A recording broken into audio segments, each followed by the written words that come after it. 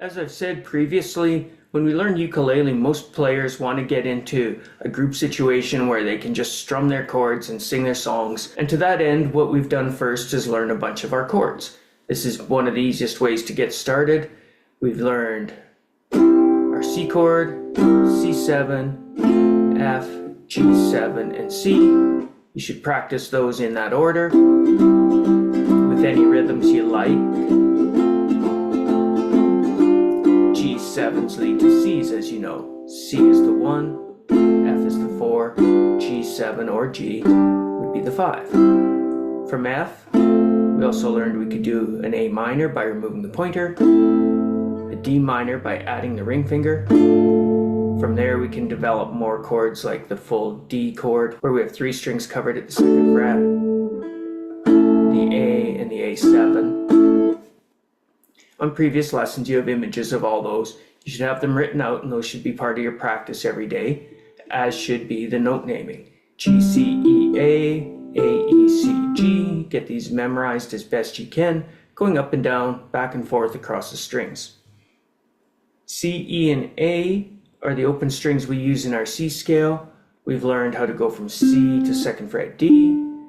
Open E comes after D, C, D, E, so we're going alphabetically. C to D to E to 1st fret F to G. A alphabetically after G in music is A, so the A string is next, A, B, and C. C, D, E, F, G, A, B, C is a C major scale. We found half steps between E's and F's and B's and C's. All other notes are a whole step apart. C to D is a whole, D to E is a whole, E to F is a half, F to G, 2 frets apart, so that's a whole step. G to open A is a whole step, to B is a whole step, to C is a half step. That defines a major scale. Whole, whole, half, whole, whole, whole, half. Yes, I'm rushing, we're just reviewing what we learned before. To represent this in tab, that C string, the 3rd string open, is a C. To do on that same string a D, we would do 2nd fret. On the E string, if I played it open, it would be the E. 1st fret is F. Same string. G is 3rd fret. A is the next string open. B is the 2nd fret. And on that same string, C is the 3rd. So we have 2 C's, one at the beginning and one at the end. You want to see that the tab is a picture of your 4 strings. What I was saying before is most players want to play their chords. But to really master an instrument, you should learn where the notes are and how to play melodies as well. For a good portion of us, myself included, the great fun in music is playing the melody, is to get a tune going. So here we have our treble clef, and here we can learn to read our notes on the ukulele. First thing you have to make sure is that you know these 5 lines of a treble clef staff are not representations in any way, shape, or form of the 4 strings of the ukulele. You'll see those 4 strings drawn vertically for chords, horizontally for scale shapes, horizontally for tab, but that has nothing to do with your treble clef. I have to repeat that over and over on guitar and ukulele. Those lines just have nothing to do with your strings. You cannot help but think they do at times. Unconsciously, you'll start making connections. I would correct you every single time you call one of these a string, though. You don't want to think that way. So we have a series of lines and spaces.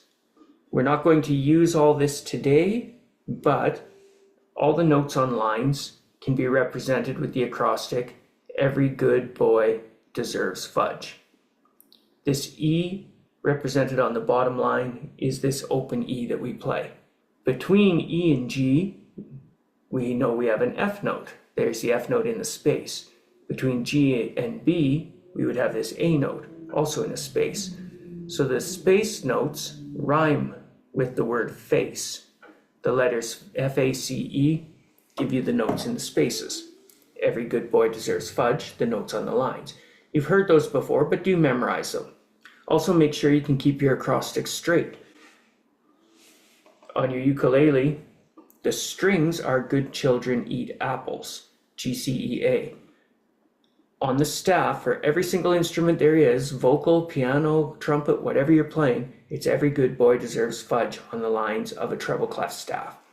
Between the lines are the spaces, F-A-C-E, the word face. What we need today is to represent this C. You may have heard of middle C. That's this guy. It's on the ledger line. This is called a ledger line under the staff. So you've got notes on lines and spaces. We have a treble clef. That's this stylized G. This line here is a G note from Every Good Boy Deserves Fudge. C is on the ledger line. D is a little bit above C. Alphabetically, you're going to go up from C to D. That means you're going to go from C to D on a staff, a lower to a higher note. The pitch got higher, so you're going to go up on the staff, C to D. C's under the staff with a line. D's a little bit higher, it doesn't need a line. E is a little bit higher, it's on the bottom of the staff, and it's this one. So C is the ledger line, up to D, right under the staff, up to E, on the bottom line of the staff, up to F, the bottom space, and so on. We can memorize C, D, and E. That's all we need right now. You can be aware of Every Good Boy Deserves Fudge and the word face, but right now let's just use these 3 notes. Here are 4 lines. If I used these, I could represent tab, and if I wanted you to play the open E, I would say play that string open. On this string, play a second, that's a D note, and on this string, play an open, that's a C note. That's if I wanted this in tab. You could relate this open string to your E, this second fret on the 3rd string to the D, this open string to a C. On a musical staff, those are not strings. There's 5 lines with a treble clef or a G clef.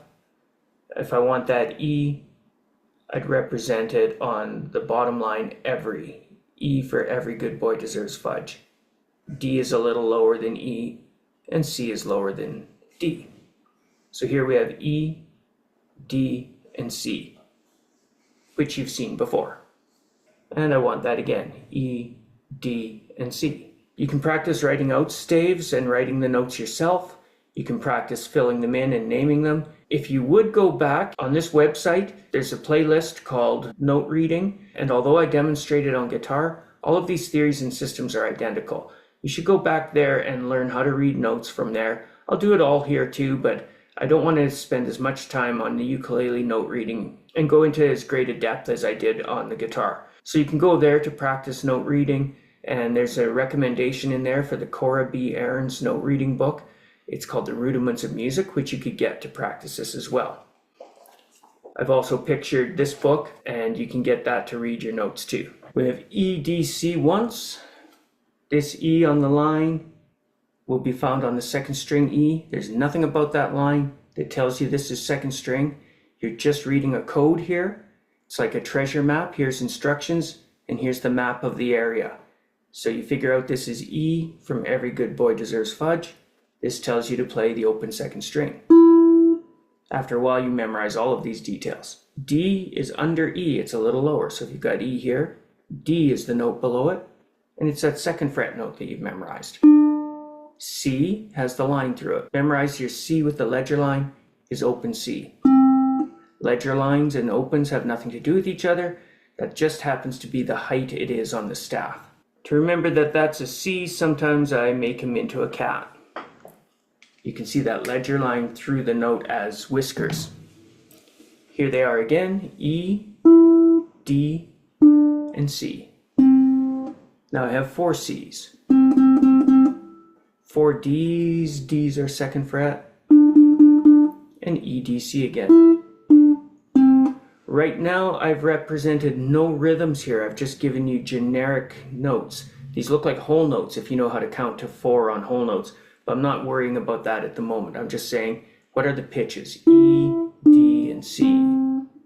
E, D, and C. 4 C's, 4 D's, E, D, and C. You'll recognize that's hot cross buns. Just to represent these notes a little bit better in terms of timing, let's say that this is colored in and has a stem. Now it's a 1-beat quarter note. We'll deal with rhythms another day too. But notes do not change pitches just because they're colored in or have stems. Students alerted me to this early. I'd teach them notes and then they'd say, well, what's this one with this line on it? same note. They're not changed because of these stems or anything else. So it's still a C. This is a half note for 2 beats. These are quarter notes for 1 beat each. So E is still on the line, even though it's colored in. D is under the line, and that C's a little bit lower. 1 beat, 2, 1 beat, 2. All of these C's I'll color in. I've kind of obliterated my little ledger line now. I'll have to make it a little more apparent. And they would all have stems. They're all 1 beat, as are these D's. This isn't important to you right now. I just want you to be aware of it so you don't get surprised later on when you see these and think we learned something wrong. So we have E, D, C is longer. E, D, C is longer. C, D, E, D, C. In fact, these should be faster yet.